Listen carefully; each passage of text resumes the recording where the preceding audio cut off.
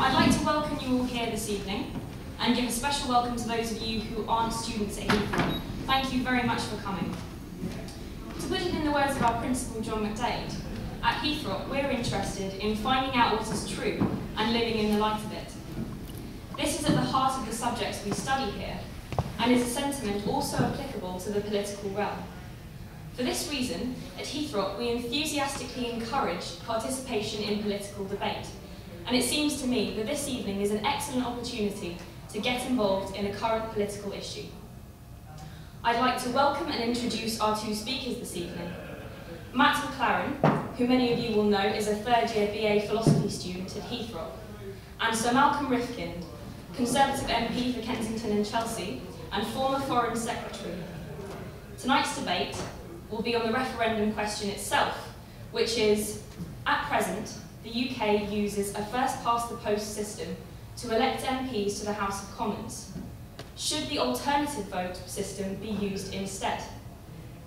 Speaking first will be Matt, who is arguing for the yes position, and secondly Sir Malcolm for the no position. Each speaker will have between 8 and 15 minutes to put forward their arguments, and afterwards we will open the floor for questions from the audience. Then the speakers will have a few minutes each to sum up their argument at the end of the debate. So without further ado, I will hand you over to Matt.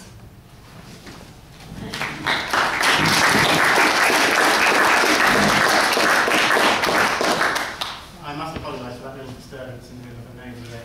It wasn't intentional, though it was my fault, I think, because I moved the pile of desks trying to close the curtains over to keep the sun out. Matt, I'll interrupt you when you've got 2 minutes left. Thank you. So anyway, good evening. Thank you all for coming. I know this may not be the most exciting thing in the world. I hope that we can enthuse and impassion some of you. Why are we here? Well, because tomorrow we have an unprecedented opportunity to vote in a referendum. We don't have those very often. This is only the second in the entire UK's history that is nationwide. And the referendum is on, obviously, the voting system. We get to choose how we elect our MPs in the House of Commons, which is obviously pretty important. Now, at the moment we use a system called first past the post. Now, it's pretty simple. You go into a polling booth, you put an X next to one name, and whoever gets the most votes wins. Sounds pretty simple, sounds pretty fair. The problem is that we don't have only 2 candidates, we have more than 2. And whenever you have more than 2 candidates, if any of those candidates have any kind of significant support, what tends to happen is the person who gets the most votes doesn't get a majority, i.e. more than half of the votes.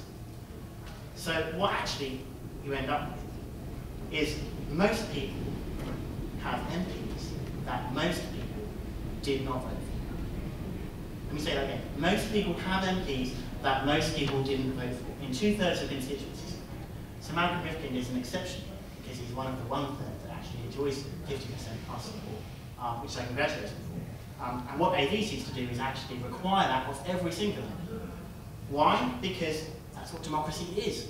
It was our very own esteemed lecturer in political philosophy, Dr. Patrick Reardon here, who taught me, and I quote, that democracy is a system whereby the majority of those subject to a collectively binding decision determine that decision. The majority. That is more than half. At the moment we don't have that. That's not even as bad as it gets, because the way we have government in this country is whoever gets to command a majority of MPs in the House of Commons gets to become Prime Minister, gets to form a government. And because those MPs, 2/3 of them, don't enjoy majority support, then there's no guarantee the person who has a majority in the Commons and who forms the government actually has a majority of support behind him in the country. In fact, at no time in the last 30 years has a government, until this coalition government, because it is a coalition government, enjoyed more than half of the support. And in 2005, the Labour Party won on just 35.2% of the vote. 35.2. And they get an unrestricted ability to govern, because we don't have systems of checks and balances, because we have parliamentary government. The House of Lords cannot block anything that is in the governing party's manifesto. That's how it works. So what we want is better democracy. That's the argument here. Now, what's the alternative on offer? The alternative vote, AV. How does it work? Pretty simple. Instead of going into a polling booth and putting an X next to one name, you have to rank your candidates in order of preference. It is quite literally as easy as 1, 2, 3. Then at the end of the day, we take all the ballot papers and we put them in piles according to how people voted in their first preference. So you have a pile of votes for the Labour Party candidate, you've got the one next to the Labour Party candidate, pile of votes, you've got a one next to the Conservative Party candidate, and so on. And you count all those votes, that's round one of counting. And you look in particular at the person who has the most votes, and you ask this question: does that person have more than half of all the votes? If they don't, then we go to round two. If they do, then they're elected immediately, no second round. Round two begins by the elimination of the candidate with the fewest votes. But rather than just discard those ballot papers, we look at them again and we look at those people's second preferences and we redistribute those ballot papers according to their second preference. And we keep doing that until eventually one person has more than half of the support of everyone that voted. That's how we do it. So just a few things. There are rounds, that's how it works. And at each and every single round of counting, each and every single ballot paper is counted, and counted only once. It is, quite literally, one person, one vote. The only difference is, instead of just one round, there are 7, and we can't keep marching you all to polling stations for 12 weeks in a row. So we have to do it this way. Now, obviously, there are more options for voting systems. There are proportional systems, whereby if, say, the Green Party get 5% of the votes, then they get 5% of the seats in the House of Commons. And there's different versions of those: AMS, AV+, SPV, all the letters in the alphabet. But this isn't what we're being asked. And I can't stress this enough. Whether we like it or not, for better or for worse, we're being asked one question. Do you want to move from first past the post to the alternative vote? And that is the only question we're being asked by. It's the only question being asked by the government. So you have to decide whether or not first past the post or AV is a better system. Now I hope to convince each and every one of you tonight that AV is the better system.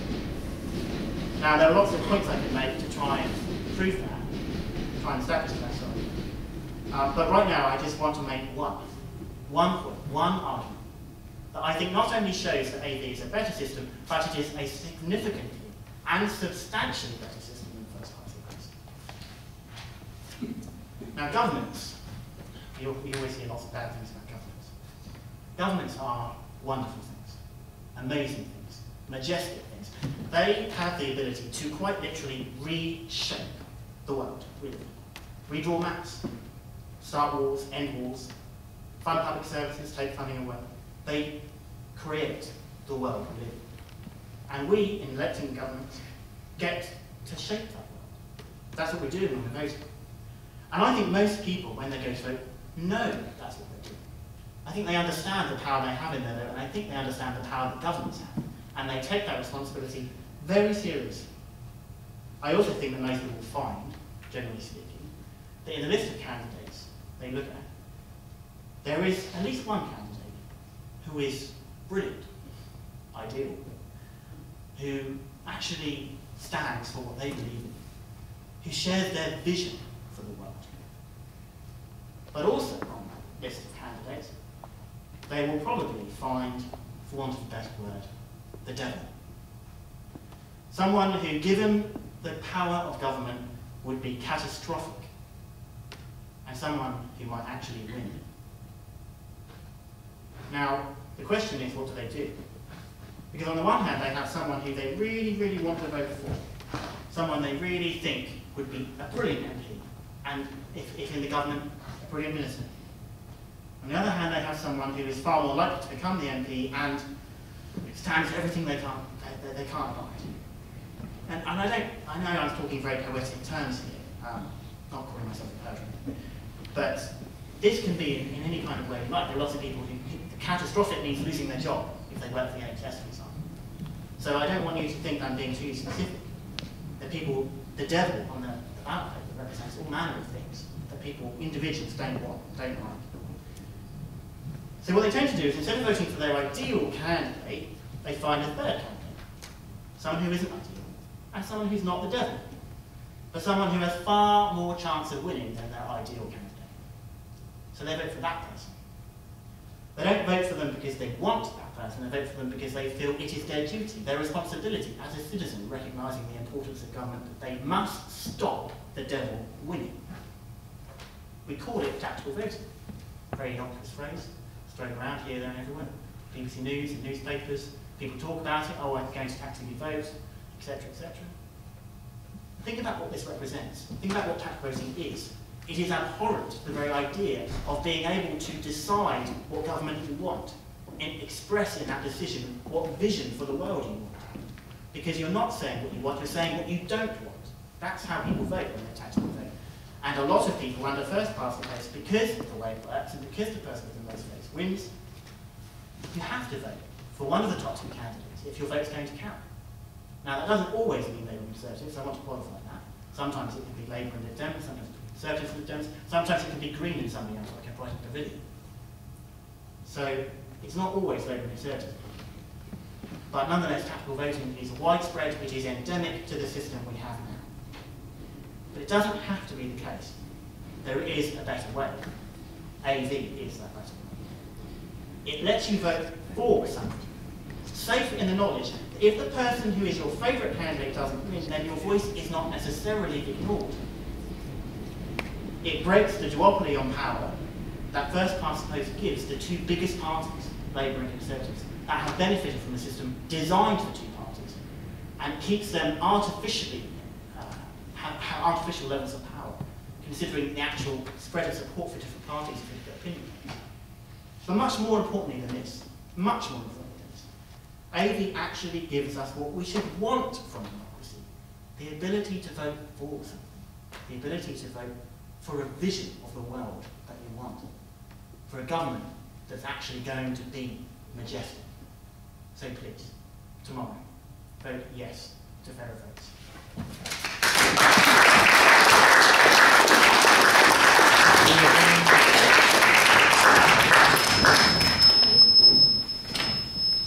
Sorry. Thank you very much for that, Matt. And we'll now pass over to Sir Malcolm Rifkind. Thank you very much indeed, and thank you for organising this debate. The numbers here are dramatically greater than I anticipated. There clearly is more enthusiasm and interest for the referendum tomorrow in Kensington than in almost any other part of the United Kingdom. So all tribute to those whose idea this was. I didn't find myself disagreeing with the facts, the figures, the interpretations that Matt made, but I profoundly disagree with his conclusions. And I start from a very simple proposition. I don't ask you to believe there is any perfect system of having elections. There are, as Matt correctly said, many different types of electoral system, first past the post, AV, PR, and so forth. They all have their strengths, they all have their weaknesses. And you have to come to a judgment, not just about which is better than the other, though that's part of the judgment. It's what you want from an election. What is the purpose of the election? Is it, as most of Matt's comments implied, choosing a member of parliament and that alone? Or are you not doing two things at an election, most people at any rate, choosing a local member of parliament and also making your contribution to either the choice of a new government or the defeat of the existing one, depending on your own political persuasion?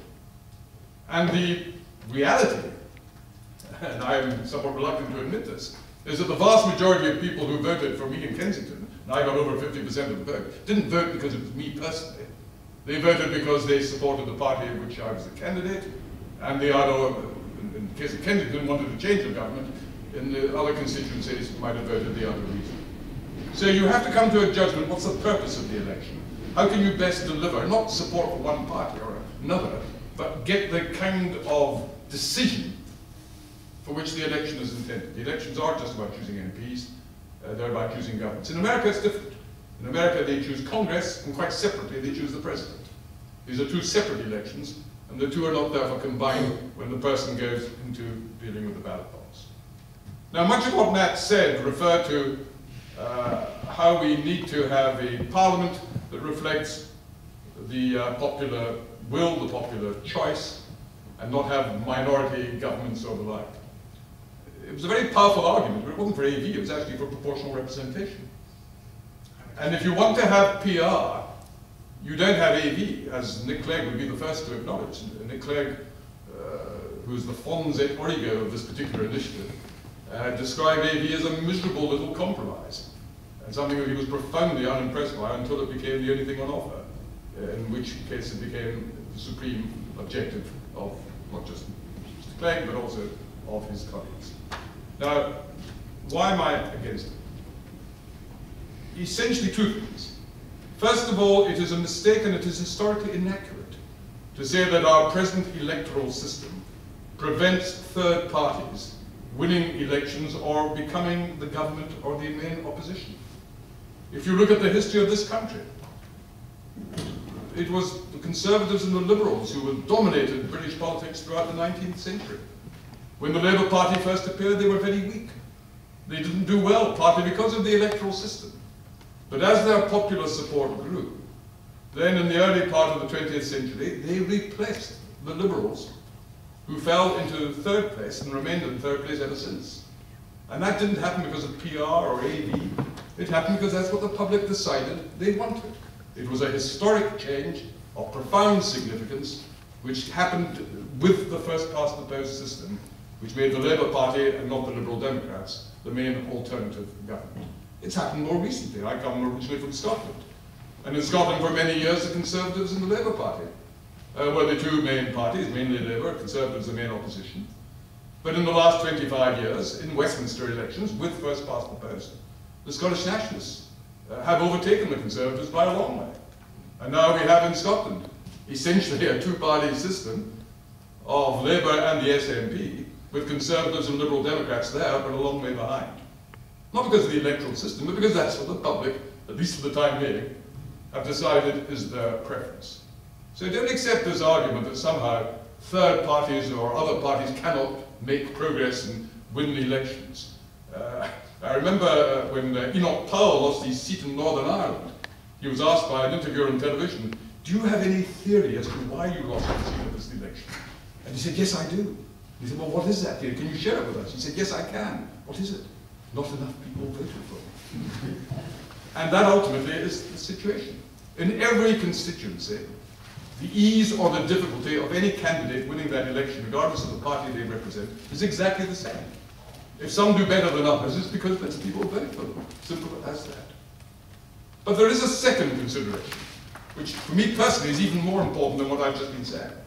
I mentioned earlier that the purpose of an election is not just choosing a local MP, but it's also choosing or rejecting a government.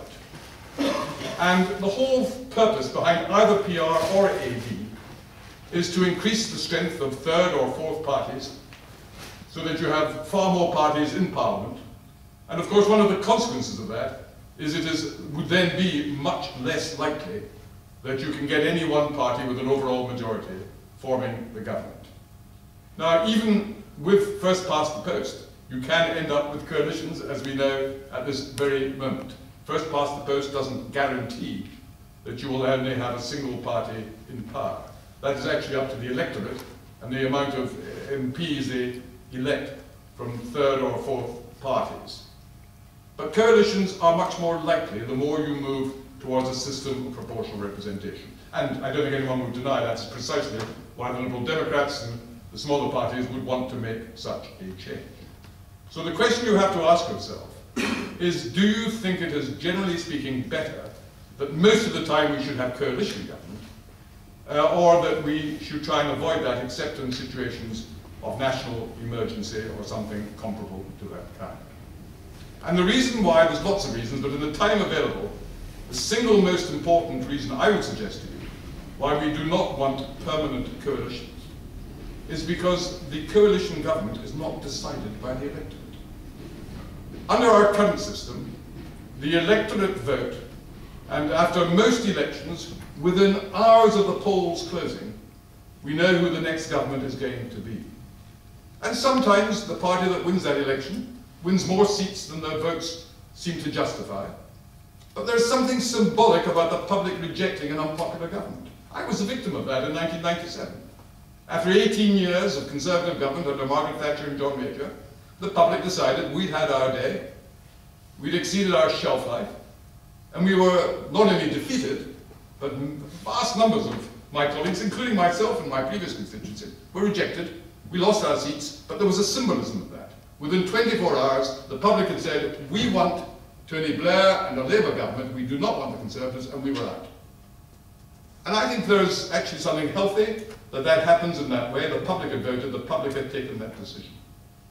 Imagine, not imagine, see what happens when you have no party winning the election. And imagine that happened after every election. From the moment the polls close, 10 o'clock the night before, the public are no longer involved in what then happens. They've chosen MPs. Nobody knows who the government's going to be, and it's not the public who will decide. The politicians then go into closed discussions behind closed doors. Used to be called smoke-filled rooms. That's more difficult nowadays.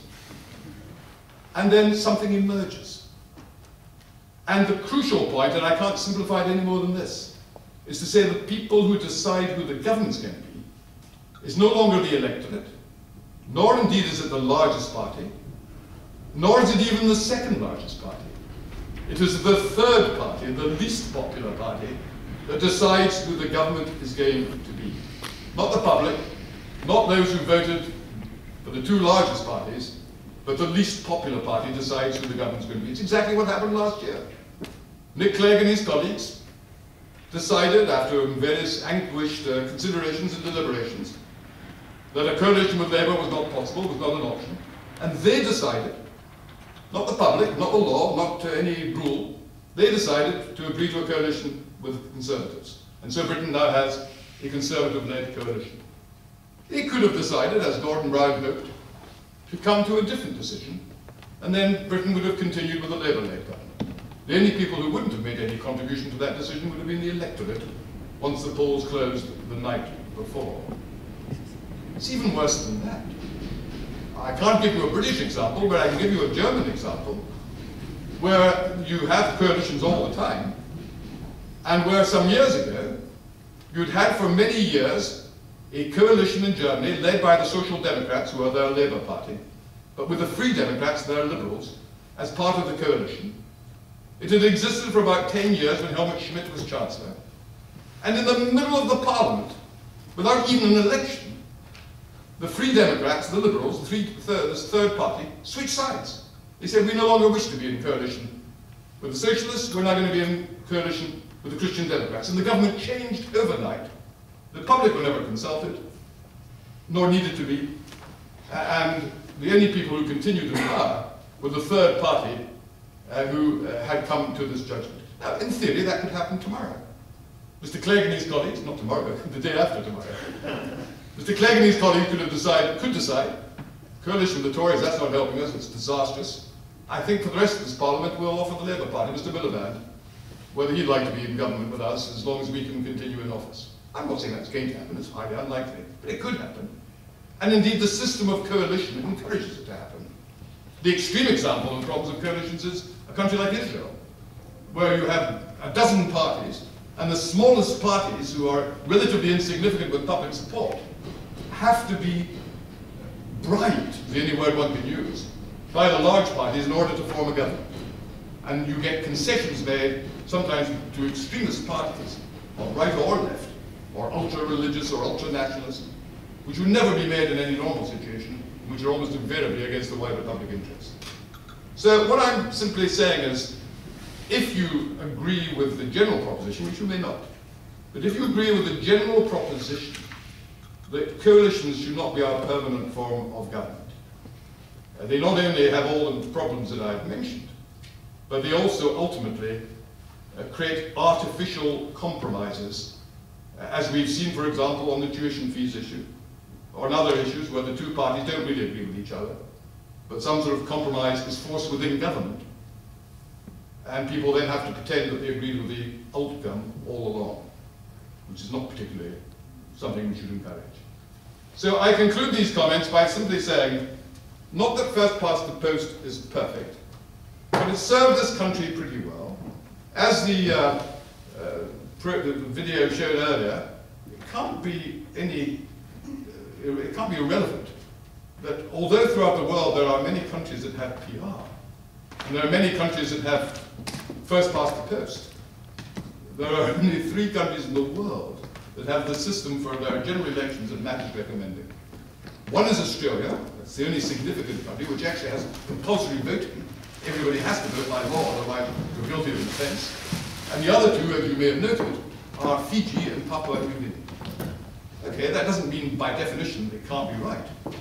But it must be significant that of all the dozens of new countries that have adopted democracy in the last 20 years, the Latin American countries, the East European countries, the countries of the Far East, like South Korea, Taiwan, Indonesia, Bangladesh, that have gone for democracy, none of them have chosen this remarkable system recommended by Matt as being the kind of system to use for their parliamentary elections. I think that when we come to a view on this, we should say, look, the onus is on those who are recommending fundamental change to prove some serious benefit and no substantial disbenefit. I humbly suggest to you that case hasn't been put either this evening or in the country as a whole. Thank you very much.